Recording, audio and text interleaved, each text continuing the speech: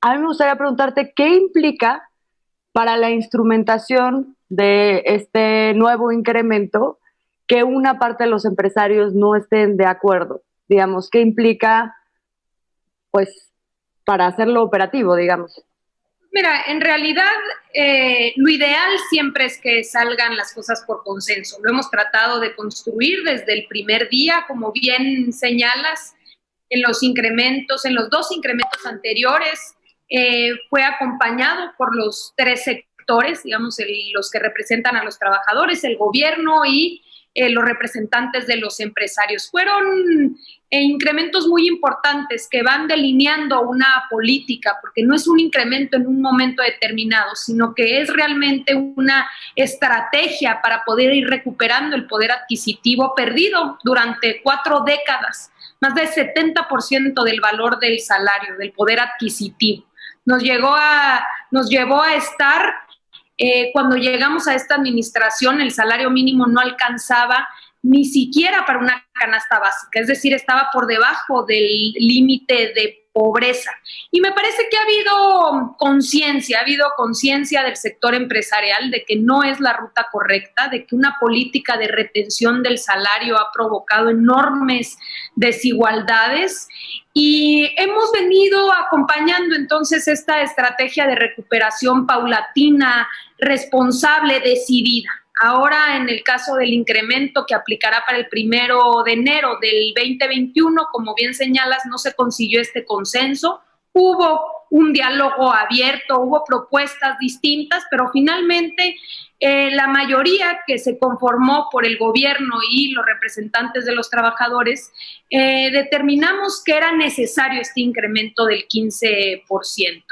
¿Qué va a suceder? Bueno, pues es como una especie de ley, ¿no? Es una decisión, un decreto que se publica y que a partir del 1 de enero de 2021 tiene que ser cumplido por el país en general, con esta distinción que hoy existe entre el salario mínimo general y la zona libre de la frontera norte. Esta distinción inicia desde el primer año de esta administración, donde se crea una región especial en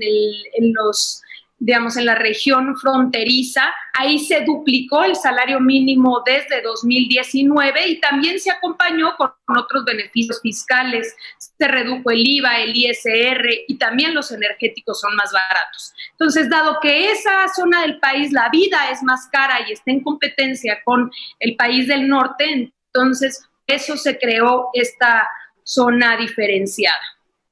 Secretaria, pues ya que estamos hablando de salarios y que estamos pues en el mes de diciembre, una época en la que desde hace pues, muchos años se han presentado despidos masivos por parte de las empresas de outsourcing o de subcontratación, lo que suma a una serie de abusos cometidos en contra de los trabajadores, pues le quisiéramos preguntar, ¿dónde estamos en este tema? ¿Verdad? ¿Qué podemos esperar del diálogo entre los distintos sectores para llegar a un acuerdo que sea justo?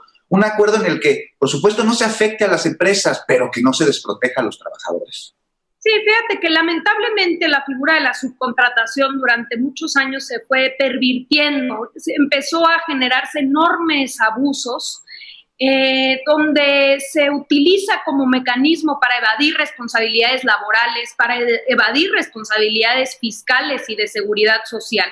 Entonces, hemos llegado en un momento en donde hay despachos que tienen más de 200,000 trabajadores, 250,000, y que a todos los registran con salarios mínimos, tienen ciertos como mecanismos para pagar o para evadir muchísimos impuestos y por supuesto para no pagar reparto de utilidades, los dan de baja en diciembre. Este es un fenómeno que hemos identificado y que, como señalas, no es nuevo, es de este año, pero también de los años anteriores. Y lo que sucede es que de un momento a otro dan de baja, es decir, limpian sus nóminas y luego los vuelven a recontratar a finales de enero, principios de febrero. Y esto para romper la relación laboral, para no pagar vacaciones, para evadir pues este mecanismo de ir generando antigüedad en las relaciones laborales y lamentablemente se empezó a volver un poco como cotidiano, como normalizarse esta situación. Hay algunos sectores donde, por supuesto, responden a una cuestión temporal de un comportamiento decembrino, pero hay muchísimos otros sectores que no tienen una justificación y que ya se hace como una especie de, pues digamos, de modus operandi.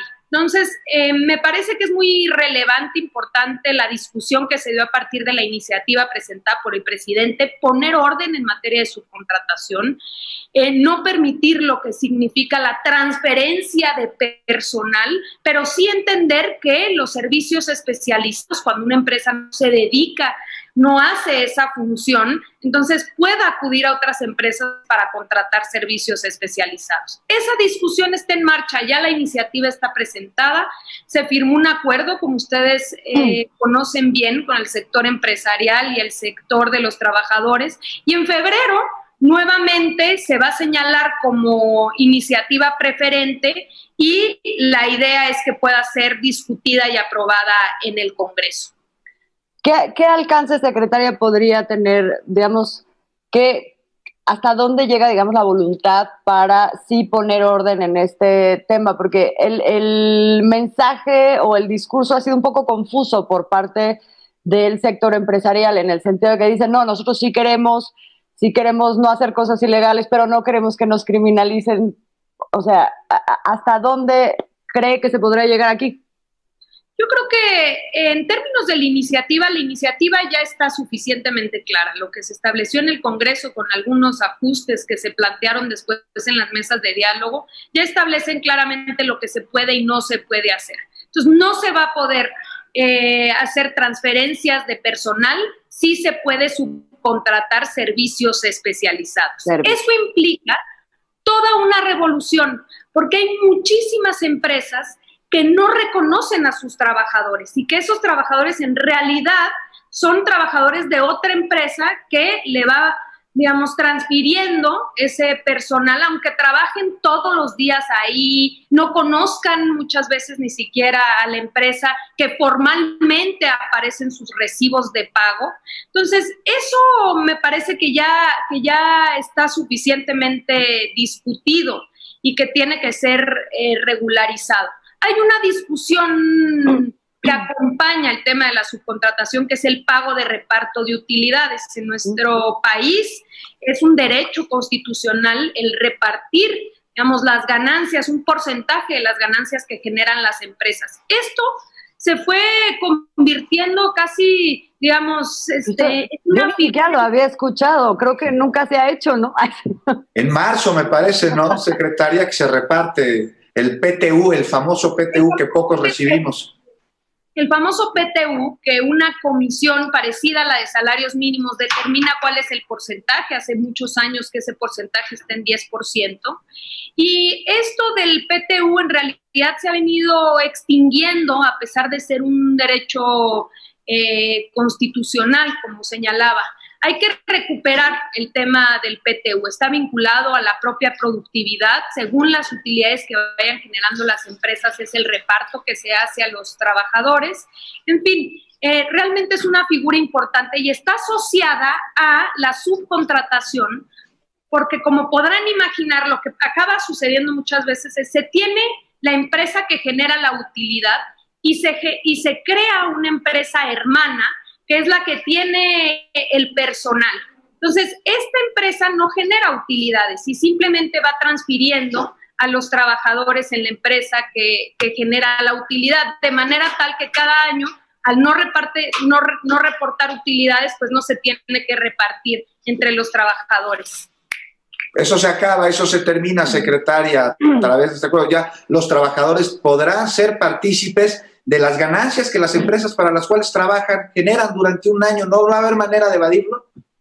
Esa es la idea. Ahora, hay muchas discusiones asociadas a esto y por eso abrimos la discusión. Tenía que ser más discutido, porque hay algunos sectores donde señalan que puede haber ciertas distorsiones por ejemplo, sectores donde el capital, digamos, hay inversiones de capital muy altos, hay muy pocos trabajadores. Entonces hay discusiones que se tienen que dar y que estamos dispuestos a abrir esa discusión, siempre y cuando no se vada con esa responsabilidad. No es la única, pero es una que me parece bastante evidente de por qué estos mecanismos empezaron a crecer tanto y empezaron de repente a hacer competencia desleal con empresas que sí pagan reparto de utilidades, que sí reconocen a sus trabajadores, que los inscriben con sus salarios reales ante el Instituto Mexicano del Seguro Social.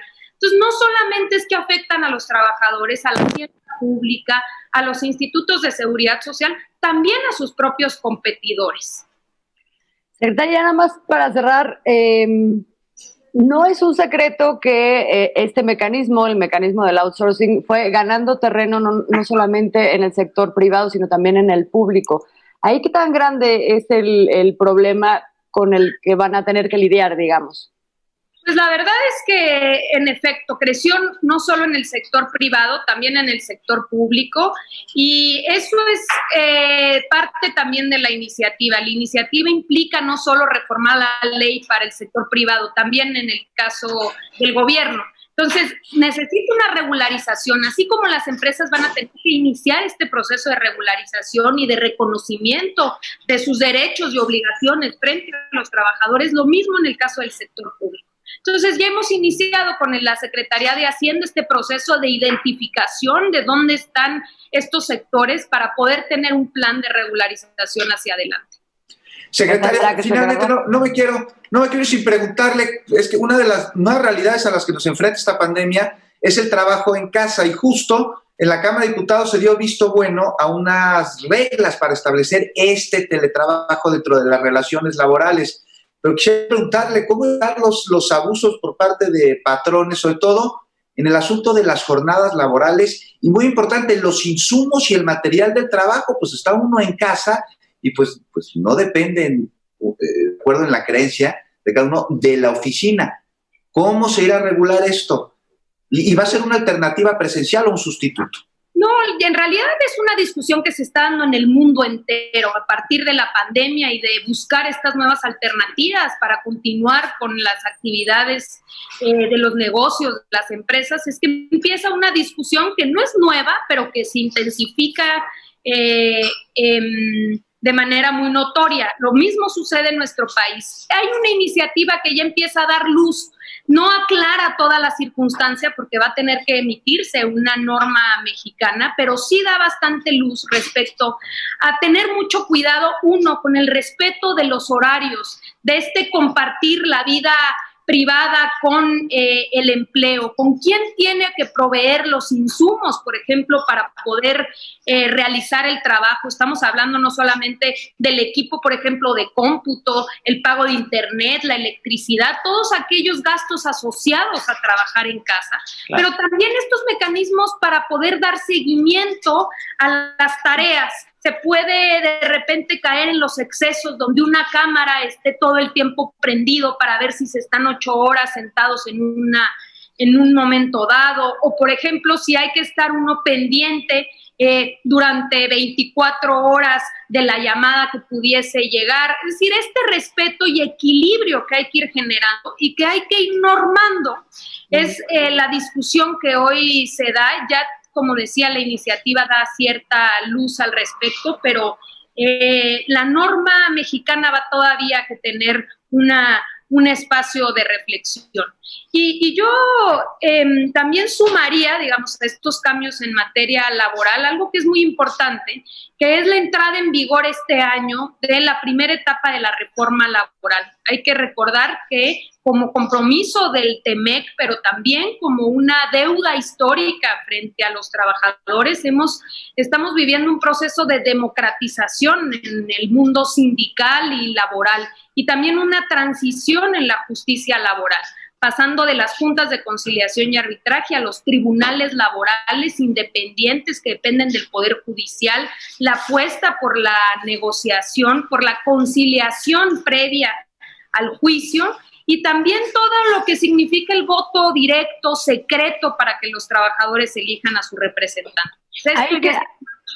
Es la primera fase. Ahí, ya ahora sí, para cerrar, ¿cuál es el rol que va a jugar la Secretaría para esta primera fase de la implementación de la reforma, que tiene que ver justamente con las libertades sindicales? pues digamos, un papel muy relevante. Nosotros somos, en la Secretaría, somos los coordinadores de toda la implementación de la reforma, en donde participan las entidades federativas, el Poder Judicial Federal, los tribunales de los estados y sin lugar a dudas la Federación. Ya estamos, digamos, ya entró en vigor apenas ahora en noviembre en 8 entidades federativas. El próximo año va a ampliarse a 13 nuevos estados y la Secretaría del Trabajo va dando todo el seguimiento a la creación de los tribunales, son juicios orales, es una nueva realidad de juicios que tardaban 4, 5, 10 años en resolverse, pasamos a procedimientos de 45 días de conciliación y máximo 6 meses de juicio, y también todo lo que tiene que ver con la democracia sindical, el elegir quién te representa frente a una negociación colectiva, nos va a llevar a mejorar salarios y condiciones de empleo, no solo por vía del salario mínimo y de la comisión de salarios mínimos, que eso es para, digamos, para la gente que menos gana en este país, sino para los demás, para todo aquel sector que pueda tener un diálogo auténtico y según las condiciones de esa empresa pueda ir mejorando las cláusulas de un contrato y los compromisos asumidos por los trabajadores. Esa parte, la de la democratización, supongo que será un proceso muy acompañado porque lleva mucho tiempo, digamos, de prácticas justamente no democráticas que están anquilosadas ahí adentro de los sindicatos. Sin lugar a dudas, hay un acompañamiento por parte de las autoridades. Hemos pasado por un proceso muy intenso de ir capacitando a todos estos vigilantes de los procesos democráticos en cuestiones electorales, porque esos son procesos de elección. Y ya hemos tenido muy buenos ejemplos. Vamos a tener algunos que son pues muy simbólicos, como es el caso del sindicato de petróleos el próximo año, los maestros, porque esto también, como opera en el sector privado, también operará en el sector público. Y me parece que es muy relevante para realmente regresar la herramienta de la organización sindical como una herramienta para poder tener estos equilibrios y negociaciones salariales cada año y contractuales cada 2 años. Nada más, ¿qué le diría usted a todos estos trabajadores que debido a la pandemia y en un fenómeno que no es solo en México, sino de todo el mundo, pues les están disminuyendo los salarios en las empresas y tienen que aceptar esta disminución debido a que es la única opción con la que cuentan para poder seguir teniendo su trabajo? Mira, estamos viviendo tiempos muy difíciles. En el planeta entero, no es la excepción en el caso de México, y pues lo que hemos promovido siempre es este diálogo, que no sean imposiciones, que se pueda entender cuál es la circunstancia específica de un sector que ha sufrido frente a la pandemia y que se puedan llegar a arreglos en el entendido de que son temporales y que la idea es que vayamos saliendo adelante. Las imposiciones son las que hacen mucho daño. Hemos también enfrentado muchos abusos, despidos injustificados, y también hemos acompañado a través de la Profedet, de la Procuraduría Federal de Defensa del Trabajo, pues estas circunstancias. Pero vamos ya viendo la luz al fondo del túnel. Llegamos a perder 1.100.000 empleos. Lo más duro vino en abril, mayo, todavía junio, julio fueron circunstancias difíciles, pero ya a partir de agosto empezamos a recuperar empleos. Ya hemos recuperado cerca de 500,000 de este 1,000,000 de empleos perdidos y esperamos seguir así. Si el comportamiento sigue igual y nos cuidamos, entonces pues esperemos ver para el primer trimestre del próximo año la recuperación de los empleos perdidos. Que así sea, secretaria. Que así sea. Pues ya se ve que viene un año el próximo muy movido también en el trabajo de la Secretaría y bueno, y en el trabajo del país en general. Secretaria Luisa María Alcalde, muchísimas gracias por acompañarnos ahora y tener esta conversación con nosotros. Muchísimas gracias a ustedes. Les mando un fuerte abrazo. Estamos en comunicación. Descansen. Feliz Navidad y Año Nuevo. Feliz Navidad, secretaria.